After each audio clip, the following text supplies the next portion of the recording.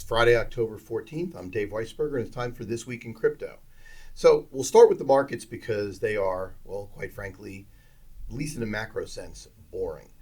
Bitcoin, once again, is still in its trading range, although admittedly on the CPI print yesterday, it fell almost to touching and testing the bottom of the range, but we're still back above 19,000 and kind of hanging around where it was. Ether still hanging around the 1,300 level, and not a whole lot has changed from last week or the week before or the week before that. It's still correlated. Bitcoin is down, depending on how you measure it, from what time of day in a week, down around 3%. The S&P is down a little bit less than that. NASDAQ is down around 3%. Ether's down around 4%. But the reality is most of the fireworks happen in the internals. The correlation internally looks a little bit weaker, as NASDAQ was down 3% today, with Bitcoin only being down 1%. Then there was another day earlier this week where Bitcoin dropped a little bit more. It's all washed out. Look, not a whole lot is happening. We're still in the exact same situation, and without beating a dead horse, until there is either a change in the macro situation with regarding the Fed, or the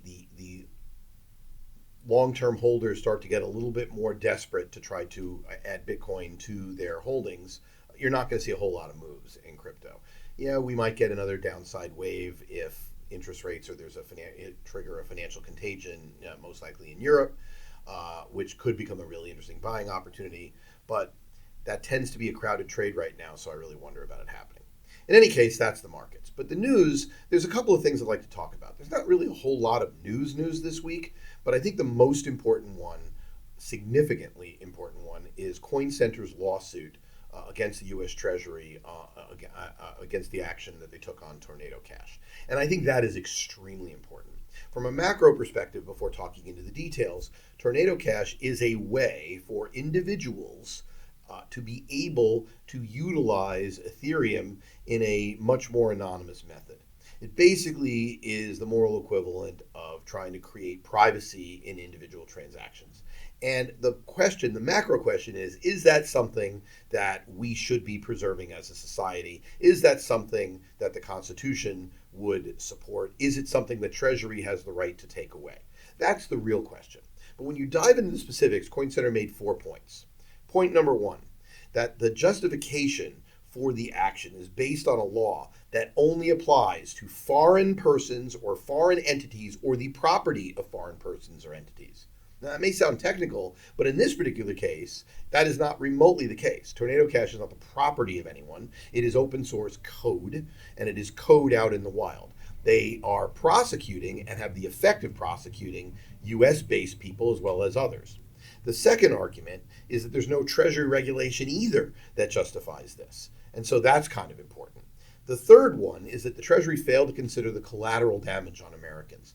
There are thousands of Americans who have lost access because they've had their accounts blocked to value that is in Ethereum transactions on the blockchain, which they put dollars in originally some way, somehow, but now they cannot access that value. Effectively, it becomes more or less some version of search and seizure without due process of law.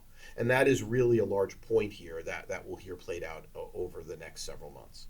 Lastly, their point, and I think it's a really important one, is the chilling effect of this law needs to be considered, particularly on freedom of association, which is obviously enshrined in the First Amendment up with speech. The argument they make, and I think it's a very valid one, is that if you're using crypto to donate to political causes or join political groups and want to do so anonymously, there's no way to do it if your address is 100% traceable to you. The ability to use Tornado Cash or other mixers allows you that freedom of association, allows the ability for ideas to be shared among people without necessarily those people being doxxed.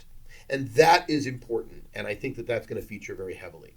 The reason that I'm talking about this, though, is it really is a watershed event. The notion that the government can go after code, many people have speculated that if you can go after code, you could go after Bitcoin, you could go after Ethereum, you can go after any smart contract, as opposed to the people who are using these smart contracts to transact. That is a very, very large difference, and one that has very major implications for freedom in our society. So With that out of the way, I'll talk about one other news story, which really isn't that much of a news story. There's a conference going on this week, in Washington FinTech Week, and Robert Cook from Finra, who I know and is a good person, made a point. But he made a point that really kind of irritates me. He talked about how they have the largest number ever of digital asset applications at Finra, and that's probably true. And he talks about the fact that some are for digital asset securities and some are for trading crypto within a broker dealer. But the point needs to be made that according to my sources in the industry, and they're very good because I know of a dozen firms that this applies to, that FINRA has been systematically stonewalling applications for broker dealers to trade crypto assets as non-securities for over 4 years.